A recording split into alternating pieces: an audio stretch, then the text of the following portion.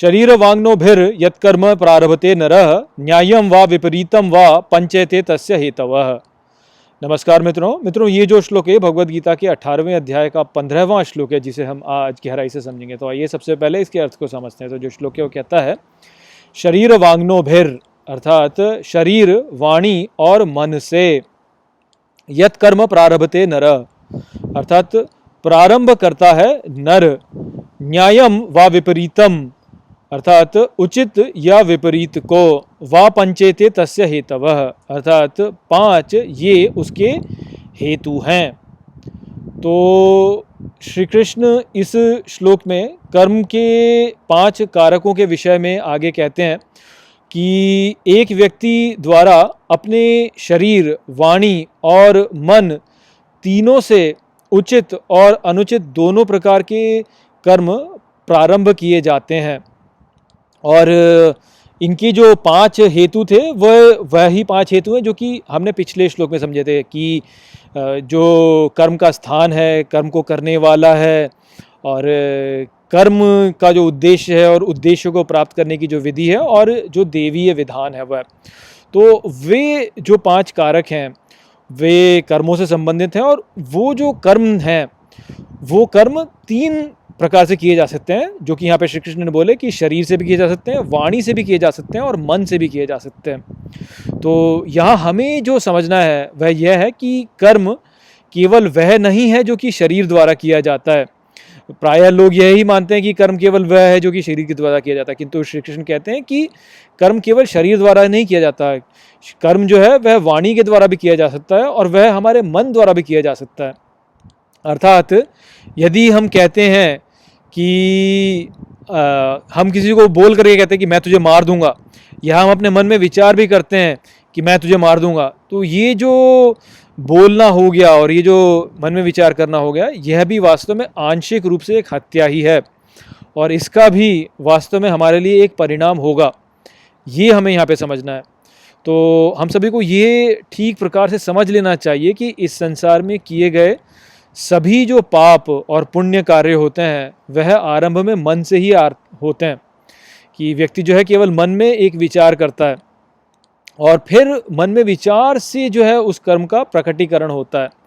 तो यदि हमारे मन में कोई बुरा विचार आता है और हम उसे अपने मन में घर करने देते हैं, तो प्रथम वह हमारी वाणी के द्वारा प्रकट होगा कि हम बोलेंगे, और यदि हम उसे अपनी वाणी में भी प्रकट होने देते हैं और करने देते हैं, तो फिर उसके पश्चात वह हमारे शरीर के द्वारा प्रकट हो जाएगा और हम अपने शरीर से उस कर्म को कर ही देंगे। तो इसलिए हमें बहुत सतर्क रहना चाहिए कि हम अपने मन में किस प्रकार के विचारों को पाल रहे हैं, और हमें बहुत सतर्क रहना चाहिए कि हम क्या बोल रहे हैं।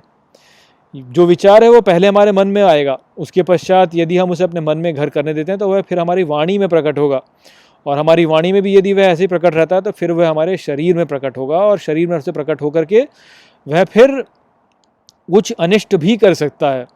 तो कर्मों की गुणवत्ता को यदि हमें अच्छा रखना है तो हमें यह सुनिश्चित करना चाहिए कि हमारे मन में जो विचार उठ रहे हैं वह अच्छे हों, वह बुरे ना हों। और यहाँ पर बुरे विचारों को समाप्त करने का अर्थ ये नहीं है कि हम उन बुरे विचारों का दमन करने लगें। यदि हम उनका दमन करेंगे तो वह विचार पुनः उत्पन्न होंगे और इस प्रकार से वे हमारे मन में रहेंगे। दमन जब हम किसी भी विचार का करते हैं तो वह विचार जो है वो बार बार पुनः उठ करके आता है और इस प्रकार से वो हमारे मन में घर कर जाता है।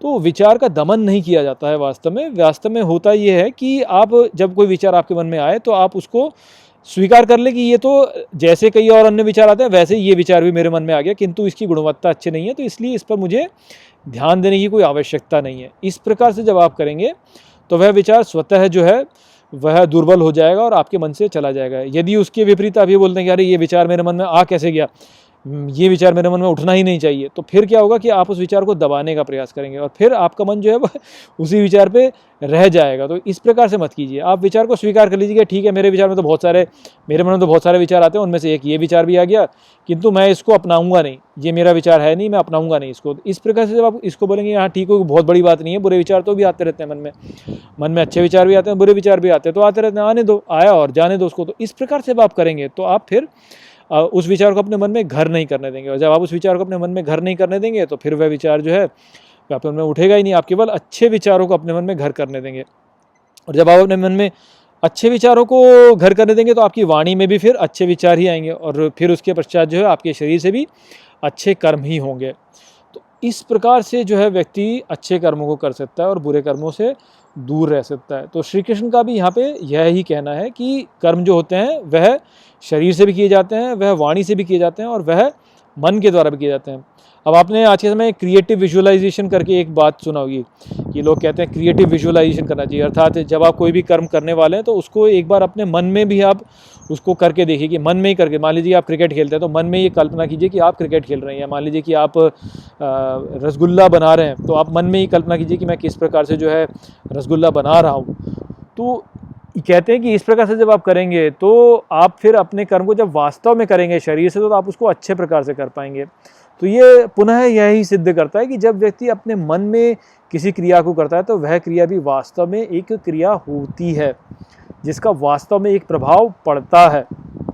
तो यह ही विचार यहाँ पे श्री कृष्ण का भी है कि कर्म केवल शरीर से नहीं किया जाता, कर्म जो होता है वह वाणी से भी किया जाता है और वह मन में भी किया जाता है, और इनके भी परिणाम होते हैं। जब व्यक्ति मन में कुछ कल्पना करके करता है तो शरीर से भी उस कर्म को करने में वह कुशल होता चला जाता है।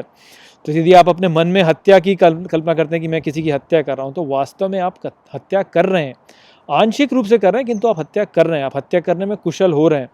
यदि आप बार बार बोलते रहते हैं कि मैं तुझे काट दूंगा, मैं तुझे काट दूंगा, तो हो सकता है कि क्रोध में जब आप आ जाएं तो आप वास्तव में किसी को काट दें। तो इसलिए वाणी का भी संयम अनिवार्य होता है, मन में भी संयम अनिवार्य होता है कि जीवन में किस प्रकार के विचार आप रखते हैं अपने भीतर। तो यही संदेश यहाँ पे श्री कृष्ण का था। आशा करता हूँ कि मैंने इस श्लोक को आपको अच्छे से समझा दिया होगा। चलिए इसी के साथ इस वीडियो को हम यहीं पे समाप्त करते हैं। नमस्ते।